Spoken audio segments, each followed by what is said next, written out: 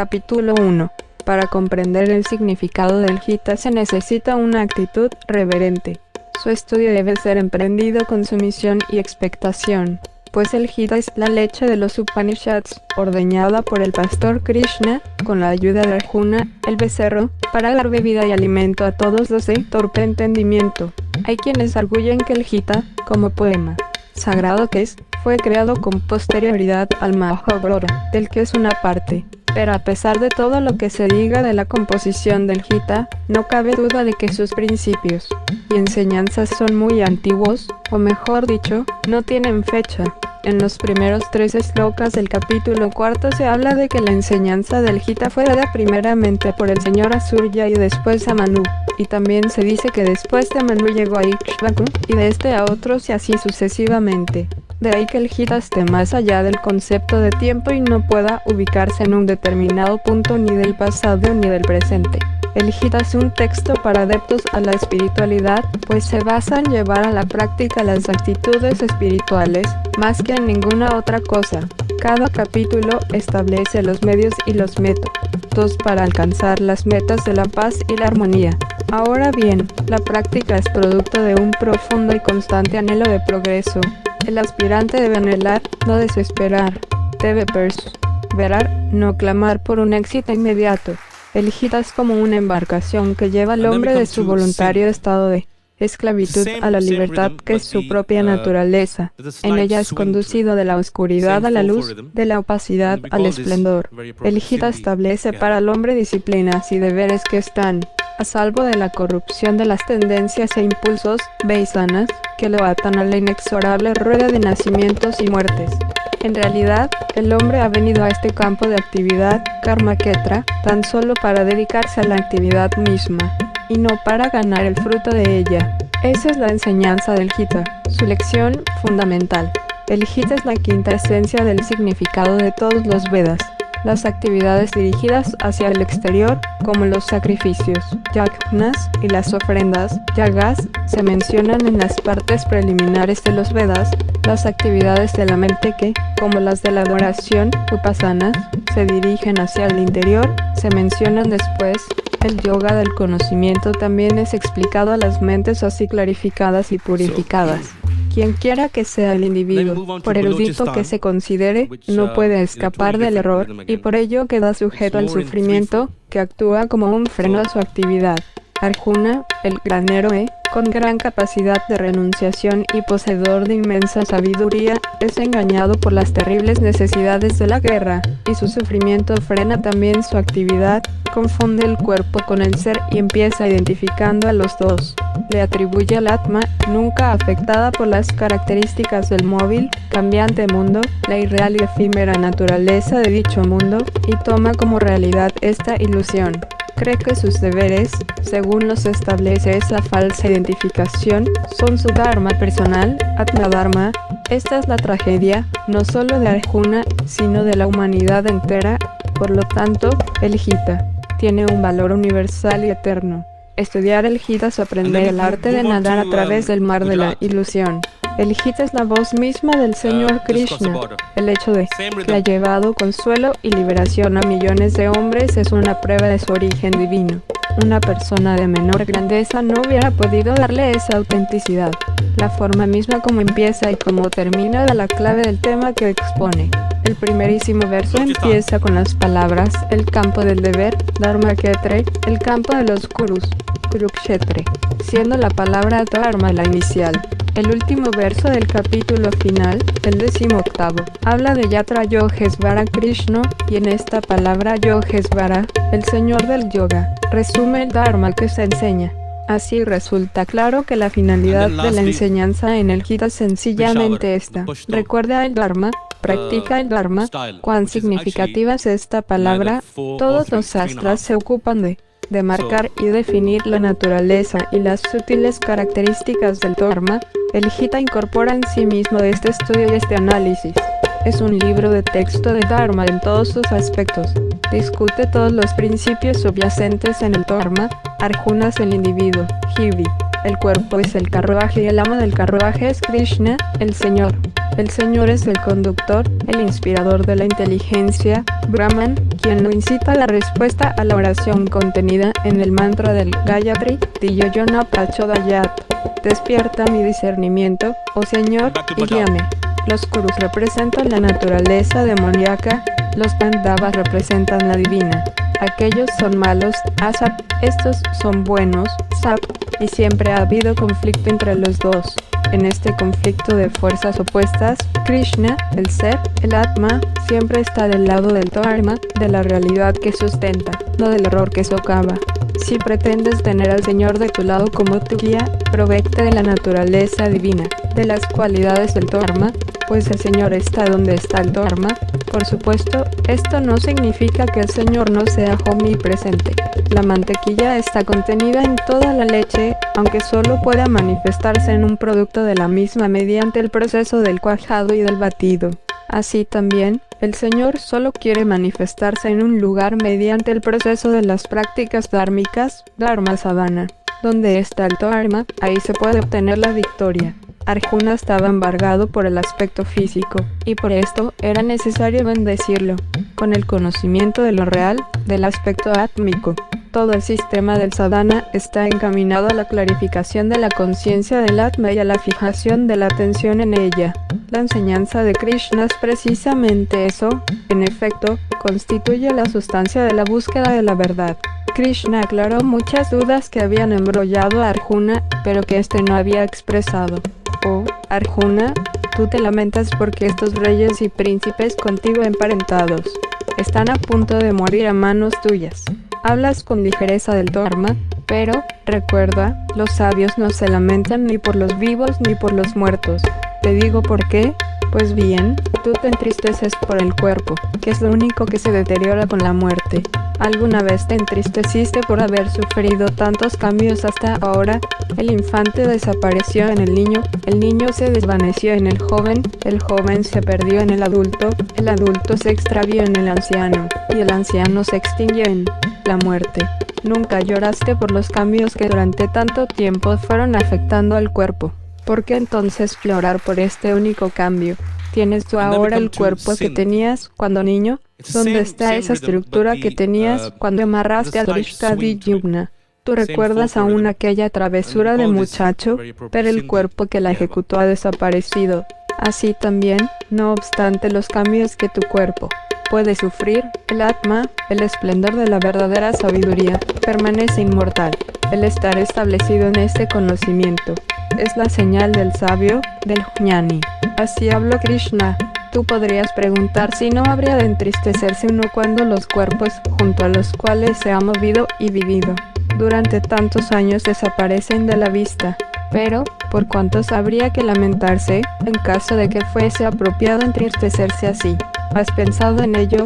La felicidad y el dolor son como el día y la noche. Tienen que ser aceptados, tenemos que vivirlos si rezamos. No por ello dejarán de suceder, y si los deseamos, no por ello empezarán a suceder. Ambos se relacionan con lo físico, lo material, el cuerpo, pero no afectan al espíritu, al alma. En el momento en que tú te desprendas de los dos, en ese momento estarás liberado, tendrás moksha. El primer discurso, el que enseña estas verdades, se vino. Mina Arjuna Vishada Yoga, el desaliento de Arjuna. Este es el cimiento mismo del edificio que es el Bhagavad Gita. Cuando los cimientos son fuertes, el edificio también es duradero. El Gita, construido sobre este cimiento hace 5 años, subsiste firme e inconmovible. De esto puede inferirse cuán fuerte es la cimentación sobre la cual descansa y cuán sabia es la persona que la realizó. Le llaman desaliento, pero ese desaliento fue muy provechoso. No era una ordinaria falta de ánimo, pues puso a prueba su sinceridad y su constancia, le indujo a refugiarse incuestionablemente en el Señor. Por eso se le dignifica con el nombre de yoga. El Gita, que empieza con el Vishada Yoga, termina con el Sannyasa Yoga. El desaliento se compara con los cimientos y la renunciación con la superestructura. El desaliento es la semilla, la renunciación, el fruto. Podrá surgir la pregunta, ¿cómo puede atribuirse a Arjuna una naturaleza pura, la única que se considera merecedora de la sabiduría impartida en el Gita? La palabra Arjuna significa puro, inmaculado, blanco. Fue nombrado muy apropiadamente y vivió a la altura del nombre que llevaba. Así fue como obtuvo la presencia inmediata del Señor Krishna, como se convirtió en el instrumento para el otorgamiento del Gita al mundo. Krishna utiliza muchas veces la palabra yoga en el Gita, también describe el estado del individuo, jivi, durante el yoga. Sin embargo, podría surgir una duda en las mentes de quienes hayan leído el Gita, respecto a la falta de coincidencia de la palabra como se usa ordinariamente y como la usa Krishna. Krishna en algunos lugares ensalzaba el desapego, vairagya. En otros, ha declarado que la libertad más elevada puede ganarse mediante la adoración. También se exponen diversos métodos para el logro del estado supremo de éxtasis espiritual. En el octavo discurso hay una explicación de Raja Yoga, pero no es correcto decir que el Gita es un texto que enseña solo Raja Yoga. La entrega absoluta ante el Señor Krishna, la liberación del triple grillete que lo mantiene a uno sujeto al mundo externo de los objetos, la observancia de buenas acciones y virtuosas disciplinas. Estas son las principales verdades que se subrayan en el Gita. El Señor las señala como las mejores formas de entrenamiento y como los más profundos secretos del progreso interno. El significado verdadero del Gita no lo captan todos. Famosos letrados y escritores, aunque dotados de rara inteligencia, han fallado en su intento de descifrar el misterio de su mensaje. Los comentadores hablan del principio del perfecto equilibrio en el centro de todo cambio, o del logro de la libertad, como lo más importante de todo. Por otro lado, otros comparan al Gita con los textos filosóficos occidentales con los que están familiarizados y empiezan a enseñar a las mentes jóvenes con ese estilo. Por supuesto, la renunciación absoluta es muy deseable, pero solo un número muy reducido es capaz de practicarla. Si una enseñanza espiritual ha de obtener la aceptación universal, deberá tener disciplinas que puedan practicarse en la vida diaria y en sus actividades. La forma más elevada de practicar el Dharma consiste en que cada quien siga su propio Dharma, Swadharma, con osadía. En lo relativo a este problema hay un conflicto entre la religión y la moral. Es difícil, preñada de peligros, dice el Señor al referirse a la disciplina moral. ¿Cuál acto es legítimo y cuál no? ¿Cuál acto es aceptado por la moral y cuál no? La gente ha luchado y sigue luchando por decidir esto. Pero Krishna ha mencionado la clase de actos que son meritorios en los slokas Manmana Bhava Madbhakto Madhyahi Mam Namaskuru Mame Vayasi Satyamna Pratihane Priyosime Sarva Dharman Parityahya Mame Karm Saranam Raja Am Tuam Sarva Papevyo Mokshaya Yami Masucha. Fija tu pensamiento en mí, deja que a mí, adórame, ríndeme homenaje, tú me alcanzarás. Yo te declaro la verdad, pues tú eres mi bien amado. Esta es mi enseñanza, mi gracia. Este es el sendero para venir a mí. Abandona todos los dharmas. Ríndete a mí. No te aflijas. Yo te libérate de las consecuencias de todos tus actos. Noten ustedes el significado de estas estrofas. No es suficiente este acto de rendición para salvarlos y liberarlos de la ronda del llegar a este mundo, del permanecer en él y del abandonarlo.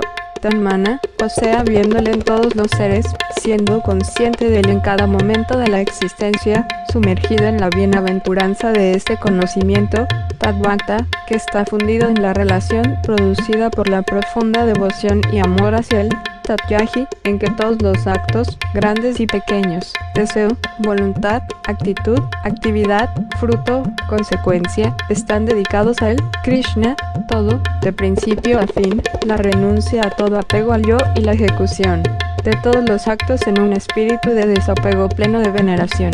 Esto es lo que el Señor busca en ustedes. Por supuesto, es difícil efectuar esta entrega total, pero si el hombre hace un esfuerzo mínimo por lograrlo, el Señor mismo le dará valor para proseguir hasta el final. Él caminará a su lado y le ayudará como un amigo, lo conducirá como un guía, lo protegerá del mal y de la tentación, será su báculo y su sostén. El Señor dijo, esta conducta, si la sigues aún en pequeña medida, te salvará del aterrorizante temor. El acto de seguir el Dharma crea por sí mismo una fuente de alegría, es el sendero con menos obstáculos. Esa es la enseñanza del Señor. Te acercarás a mí, es decir, comprenderás mi misterio, penetrarás en mí, alcanzarás mi naturaleza. En estos términos se recomienda la práctica para adquirir la naturaleza divina, sadristya, la existencia en Dios, salokya, y la manera de fundirse con Dios, sayujya. Cuando se ha alcanzado un estado que permite ver a la divinidad en todos los seres, cuando cada instrumento de conocimiento trae la experiencia de esa divinidad, cuando solo ella sea vista, oída, gustada, olida y tocada, el hombre indudablemente se convertirá en una parte del cuerpo de Dios, y vivirá en él y con él. Al asumir este deber para lograr su propio progreso, obtendrá nuevo vigor desde el primer paso. Una nueva y más pura alegría lo hará estremecerse, saboreará la plenitud de la bienaventuranza, sentirá la frescura de una nueva beatitud. Este Dharma no está señalado ni es recomendado para hombres extraordinarios solamente. Está al alcance de todos, pues todos tienen hambre de Dios. Todos tienen el discernimiento requerido para descubrir que hay algo fundamental detrás de todo ese cambio. Aún el más nefasto pecador puede limpiar rápidamente su corazón y volverse puro mediante su entrega al Señor en sincero arrepentimiento. Por tanto, el mandato del Señor es que cada quien siga el Dharma especial para el señalado. Cada persona debe planear su vida de acuerdo con los cimientos espirituales de su cultura. Debe abandonar la visión objetiva y escuchar la voz de Dios. Los nacidos en la India deben hacerse merecedores de este privilegio escuchando la voz del líder de la India, el mismo Gopala, y deben manifestar la divinidad latente en ellos en cada palabra que pronuncien, cada letra que escriban, cada deseo que alberguen, cada pensamiento que forjen y cada acto que ejecuten para la obtención de cosas materiales, como son el alimento, el abrigo o la salud. Solamente entonces podrá esta nación hindustana demostrar al mundo la excelencia de la antigua religión, del Sanatana Dharma, su don especial para la humanidad, y asegurar la paz para la misma. Solo los actos acordes con ese Dharma pueden conferir la fuerza espiritual necesaria para enfrentarse a todas las crisis y obtener la victoria. El sagrado Gita otorga ese don, indicando claramente el camino.